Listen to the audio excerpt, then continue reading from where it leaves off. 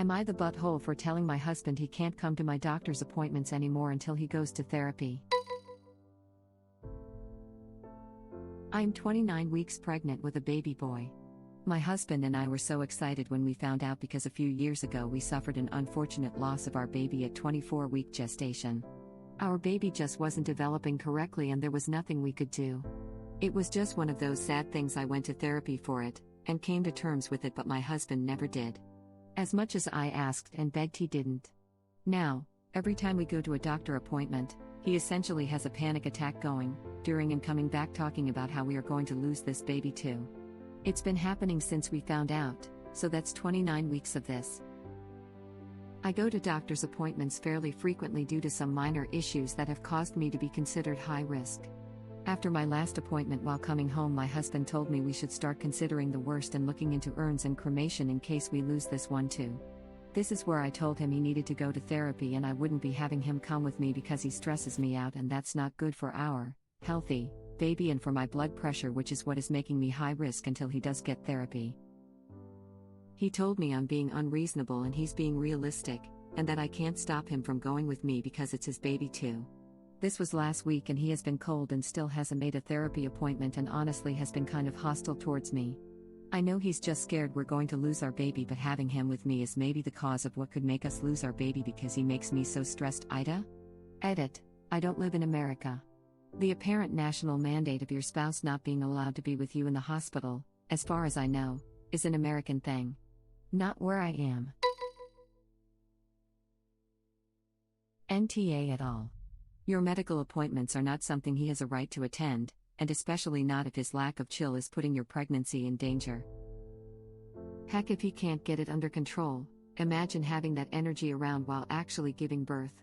There's a lot of medical reports that external stress during labor leads to harder, longer, more dangerous births. If he can't get himself under control, he doesn't even need to be there when the baby is being born. And who's to say the anxiety goes away once the baby is actually here? I was a nervous mess for months because SIDS is a thing, even though I can no medical reason to be scared. Agreed. I was high risk too. Ended up with very scary complications and kiddo was preemie. My anxiety only rocketed postpartum. It doesn't get any less terrifying after birth, in my opinion. Congrats on your pregnancy. You have every right to limit his access to your appointments if you've shared with your OB how he makes you feel. I wouldn't be surprised if they supported your decision to kick him out. They might even medically advise you to. My husband had such a bad panic attack when I was in labor, some of the nurses in the delivery floor had to help him get downstairs to the ER. It was not how I expected labor to go, but luckily my mom was able to come be with me. Yet so many people vote YTA when women say they don't want their husbands in delivery. Perhaps a lot of those men aren't so introspective and don't see what a train wreck they're going to be, but their wife does? That's a good point. My husband has trouble with the sight of blood and almost passed out when I got in for put in before a C-section. There was no way I would have risked him fainting and concussing himself just to cut the cord. Fortunately, he understood. I think a lot of men, and some women too, don't realize how much blood and pain is involved in giving birth. It's romanticized and sanitized, and the reality can be very different. The romanticized notion is a really problematic thing. I actually had a bit of an argument in a comment thread because someone saying the father needed to be there because birth is such an intimate moment and he needs to be there. Even if the mom is only allowed one support person and doesn't think he's the best choice. I was absolutely floored. I read that thread. It's so freaking recent that fathers were even allowed in delivery rooms, not that most of them wanted to be there anyway, and it's the woman's life at risk, and obviously it should be her choice. Plus she could only have one support person because of the pandemic. I thought the husband was absolutely in the wrong, and I agree that a rosy view of childbirth and that first instant of bonding is a huge part of the problem. It separates the experience from its physical reality and insidiously chips away at a pregnant woman's choices in the process. I could feel my face making the WTF expression when I was reading those comments. The brain literally rewires to make women forget the pain of birth, so I guess I can see how some can only remember the nice parts. Admittedly, I am very jaded because my own labor had a lot of things go wrong, and as a somewhat biology/history nerd, I know a little bit about the process itself. If you were to straight up describe what is happening to the body, all the romanticism dries up pretty damn fast. Yes, it is the miracle of bringing a new life into the world, but holy hell, it's also a straight-up horror show. Amen, sister. Twins at 34 weeks and severe preeclampsia, after hyperemesis so bad I was hallucinating before they put me on anti-nausea drugs. Love my girls to bits, but never again. Damn dude. Mine wasn't anywhere near as bad.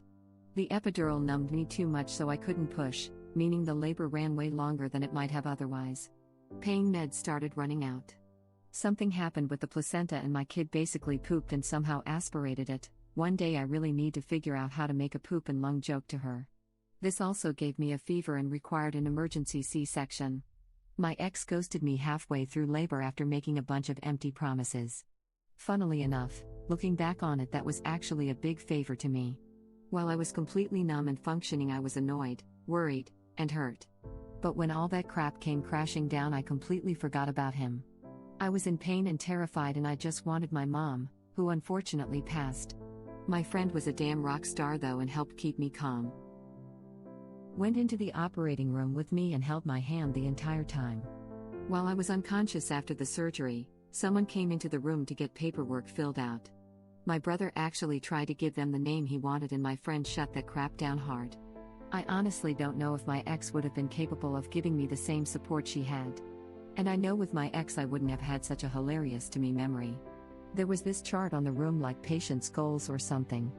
On it, patient's goal was basically have baby. And it was dated for the previous day. Because of the complications, my daughter ended up being born the day after by like an hour. So when I woke up, my friend pointed at the chart and jokingly chastised me, "You had one job, spore frog." Lamau, anyone who thinks birth is intimate better not be planning on a hospital. I don't even remember the number of people who put a hand on, or in, me by the end of it, let alone who they were. My husband was with me for the C-section of our firstborn. He saw more than he really wanted to, even with the curtain there. The second child, he asked me if he could maybe sit this one out. I totally understood, I just had my mother in the room instead. My husband was in the room for my first C-section. He took the first pic of the baby, with my guts all open on the table in the background. He didn't even realize when he showed me the picture. I'm like, hello, that is my uterus right there. He was very distracted. Lol, oh, that's bananas. The anesthetist told my husband it was safe to look, as they were removing my daughter from my stomach, and husband got a good look as my daughter's mouth kind of got caught on my incision, so it looked like some freaky zombie movie. It definitely wasn't a good time to look. I'm glad there were no cameras. I saw a little red in the reflection on the giant light over me, but no details. Yes. I ended up with extreme postpartum anxiety with my second child. We had 4 losses before her, and I did not take my hands off of her ever for 2 full months until my husband pushed me to get help. The anxiety of losing kids doesn't stop after birth. It needs professional intervention. I had the same problem. I had PPA and PPD. I couldn't be away from my daughter, and even letting someone else hold her freaked me out. I had a panic attack while my mill was visiting because she kept trying to take her from me when my daughter would cry. She thought she was being helpful, but it was all I could do to try and stay civil when I told her no. I barely slept, and I kept missing meals because I would just sit in my recliner and hold her all day. Even with professional help, it took months of work, meds, and support to be okay. We're 18 months in and I still worry, but it's a more reasonable level of stress, I think. My middle is 3.5 now, with a younger brother and a younger angel brother. With lots of help, it can and does get better, and we can and do get to a place of normal parental worry. But it really does take help. I'm glad you've gotten that and been able to settle in a bit better. Just want to say you're not alone. I'm 22 months in and it keeps getting easier. Sorry to hijack and post twice. I want to make sure you see this. Does your husband respond to numbers or science? Here are a couple for him to digest while he steels himself with the maturity necessary to become a good, functional parent. Essentially, it is probable he is suffering from trauma and is unwittingly inflicting abuse on you. You already know this. But perhaps these, mostly, scholarly articles, coupled with the suggestion that his behavior could be interpreted as abusive, could help persuade your husband to get the help he needs. Good luck. Keep us updated. Web link. I think original post should consider staying with family for a bit, she having issues with blood pressure and stress and maybe spending a few days apart until husband makes that appointment would be good. I say that because the husband is talking about buying urns and new mom doesn't deserve that environment, and dad needs to realize how unreasonable he's being. Most posts on Am I the Butthole make me laugh, some make me sad. This one made me mad. It's the buying urns thing that really gets to me. What the F gives him the right to actually start talking to his pregnant wife about buying an URN for the baby she is gestating? That is exactly the kind of messed up, anxious, irrational thought he needs to bring up to a therapist, not his freaking pregnant wife who literally has high blood pressure which can be brought on by stress. I would honestly stay elsewhere if my husband even whispered about the prospect of our baby passing, let alone actually started a conversation about cremating its effing non-existent corpse. Me too. What an awful thing to say. I'm sad for both of them that this has to be on their minds, much less said out loud to one another. And urn purchasing isn't something you need to prep for, as opposed to finding out you suddenly need to care for a baby with highly specialized needs. Immediate mandatory therapy for him and perhaps as a couple because they are not on the same page, and a new life in the house won't help that. This. Precisely what I came to the comments to add. I was largely sympathetic and felt for man until she reached the part where he began discussing bloody URNs. Whilst I still feel these things, I'm more appalled and angry he said that and is now acting like she is the one in the wrong here. Up, NTA. And please consider staying with family or friends for a bit. You need an environment that isn't tense or stressful, especially when you're already a high-risk pregnancy. The home you have made with your husband is not that right now, and your husband himself really isn't someone who is good for your overall health and wellness. It was one thing to be in denial about the fact that he needs therapy, but the way he is treating you is alarming.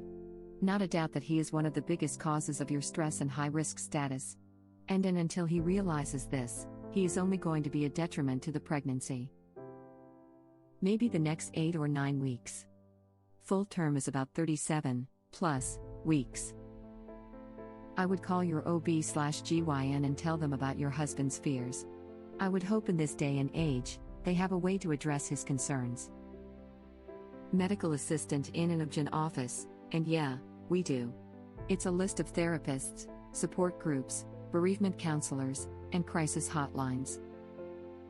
I don't know a lot about in utero growth, but isn't Bubs pretty much done at 30 weeks? Like the last 8 to 10 weeks are mainly for getting bigger and strengthening the muscles for breathing and suckling? I feel like there's a pretty big jump between a mal-developed 24-week pregnancy and a healthy 29-week pregnancy. NTA. He wants you to start looking into urns and cremation? That's not helpful, and not healthy. I think you have a really valid, pragmatic reason for not wanting him to accompany you until he's at least demonstrated a willingness to resolve these issues. Plus there is no indication that this baby has any issues, so why is he so set on considering the worst and thinking about cremation/urns? That, plus when he said that he was being realistic, like the chances that they would have a baby with an issue like their first were very low. Original post said it was a fluke. So while it really sucks beyond belief to be in that fraction of a percent that has something happen like that, there is a very high likelihood that this baby will also be fine. Baby has been fine at every appointment, and they're having appointments more often to be sure of it. Her husband definitely needs a lot of therapy. Now. Because I don't think this will stop after baby is born. Then it'll turn into baby is probably going to die of SIDS or end up with horrible health issues/allergies because he still hasn't dealt with his emotions from his first child's death. Also, this baby is viable. It could be born right now and live with assistance. Right.